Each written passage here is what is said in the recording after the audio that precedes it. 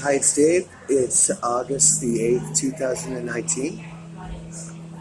I'm still in hope.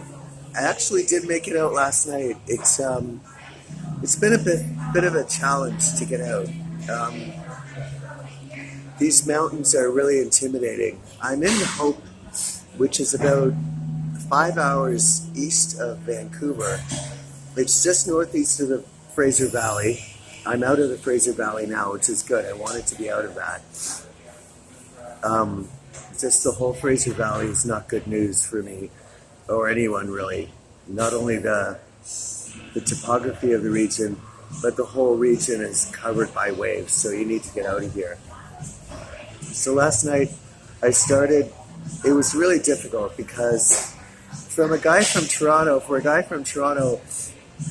these mountains in BC are gigantic, and they're everywhere. They're just everywhere.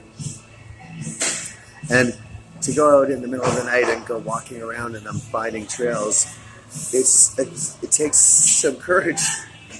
So things are different, as I said, from a year or so ago. It's been a really challenging year, and I'm not as... It's a lot more challenging to do this than it was a year ago when I climbed Mount Eagle. But I made it out last night. I had to sit down and refocus myself and figure out how to get out of here. So I prayed to God. And I realized that all these mountains that are so menacing, and they really reflect, you can't help when you're here. You can see God's power when you're here. These mountains are just gigantic and they're everywhere. And I realized I have nothing to fear from these mountains. I should be able to walk all through them and be protected by God. And once I realized that, and then I thought of the 35 million Canadians that most survived, I believe, and most were guided out of the towns and cities in Canada during the Great Water Apocalypse of May 2016 by God. So once I realized that,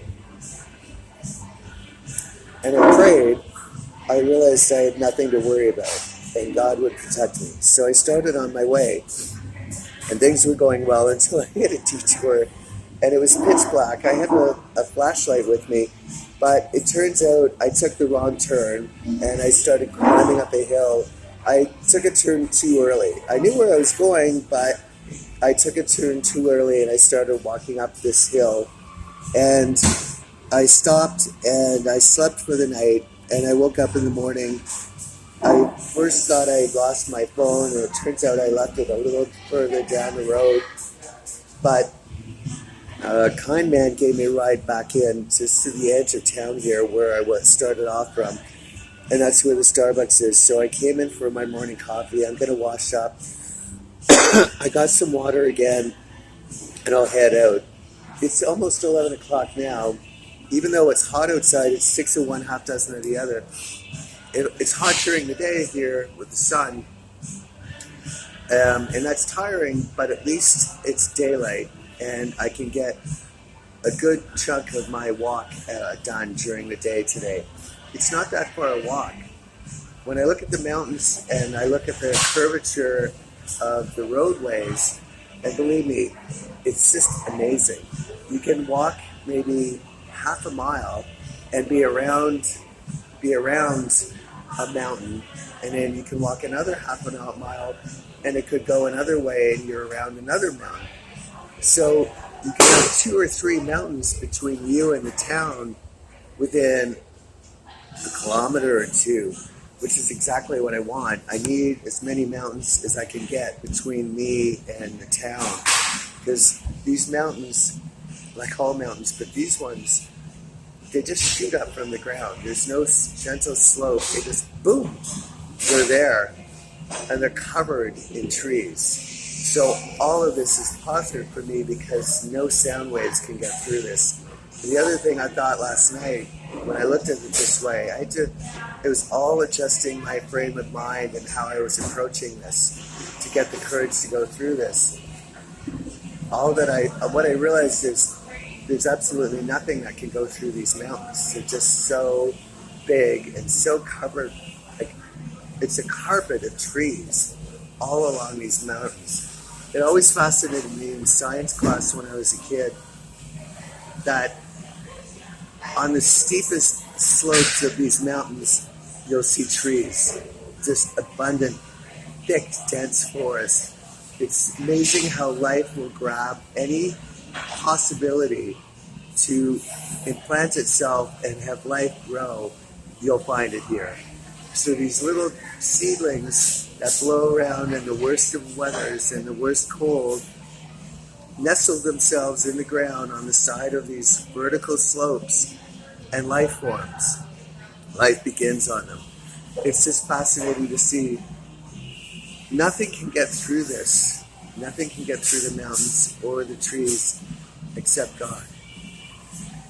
And once I realized this, I realized I had to adjust my mind. I've got nothing to worry about here. God will protect me and take me and guide me where I need to go. So sometimes it's fits and starts.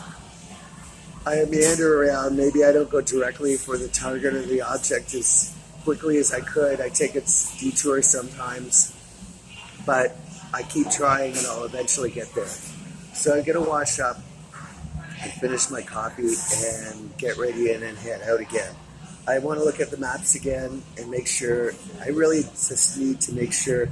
I need to have in my mind exactly a picture, like a pictorial representation of where I'm going, so I can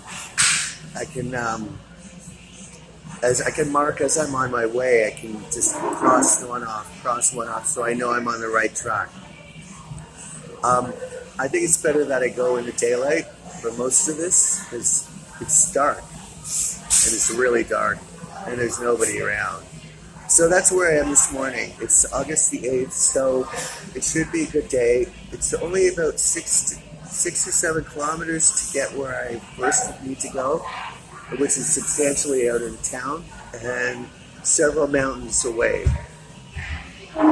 When I was in Prince Edward Island, Daryl Robert Dixon said to me, if you file a lawsuit against these people, it might be better to do it 1 or 2 provinces away. It struck me, there were several things Daryl said to me that because we couldn't speak freely, everything was being, there was surveillance on everything. But what he was saying to me, and it dawned on me just a day or so ago, is he wasn't telling me about launching legal action. He was warning me to get away from their waves. You might have to be 1 or 2 mountain ranges away. That makes perfect sense. And the way this trail is that I'm looking at, that I'm going on, it's a Trans-Canada trail. So it's not dirt road in the middle of nowhere. There's some sort of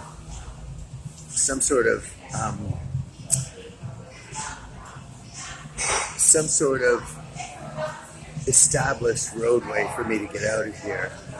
I can get out past 2 or 3 mountain ranges and then I'm far enough out. So all of this is now making sense to me. It's just taking a bit of time for everything to settle in.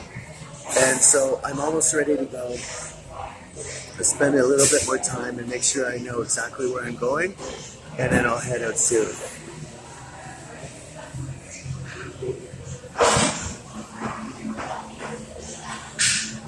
Calgary would be great to see by the end of the day. I miss you. I love you. I'll see you soon.